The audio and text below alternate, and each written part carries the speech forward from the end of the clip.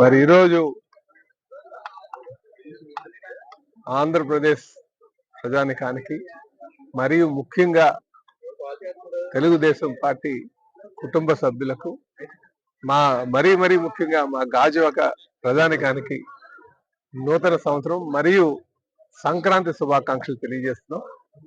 మరి ఈ నూతన సంవత్సరంలో అందరూ సంతోషంగా ఉండాలని, మన పిల్ల పాపలందరూ కూడా మంచిగా జీవితంలో స్థిరపడాలని, మన రాష్ట్రం సుభిక్షంగా ఉండాలని, అలాగే అందరూ సుఖశాంతులతో ఉండాలని, మంచి పరిపాలన అందించాలని ఆ భగవంతుడిని కోరుకుంటూ, అలాగే కూటమి ప్రభుత్వానికి ఏ విధంగా అయితే నమ్మకంతో గెలిపించారో ఆ నమ్మకంలో నించోబెట్టుకునే విధంగా ముందుకు వెళ్ళాల్సినటువంటి ఆశీర్వాదం ఆ భగవంతుడి ఇవ్వాలని కూడా కోరుకుంటున్నాం.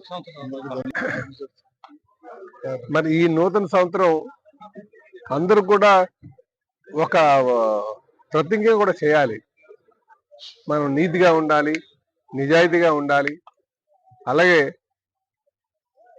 అందరూ సమిష్టిగా ఈ రాష్ట్రాన్ని మళ్ళీ పునర్నిర్మాణం చేసుకోవాలి అనే విధంగా మనం కొన్ని ప్రతిజ్ఞలు చేసుకోవాల్సిన అవసరం ఉంది.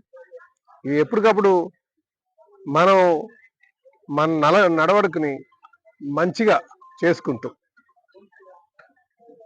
ప్రతి అడుగుని జాగ్రత్తగా వేసుకుంటూ బాధ్యతగా మెలగాల్సినటువంటి అవసరం ఉంది ప్రతి ఒక్కరు కూడా. కనుక ఈ నూతన సంవత్సరం దానికి నాంది కావాల్సిందిగా కోరుకుంటూ అందరికీ కూడా నూతన సంవత్సర శుభాకాంక్షలు తెలియజేస్తున్నాం.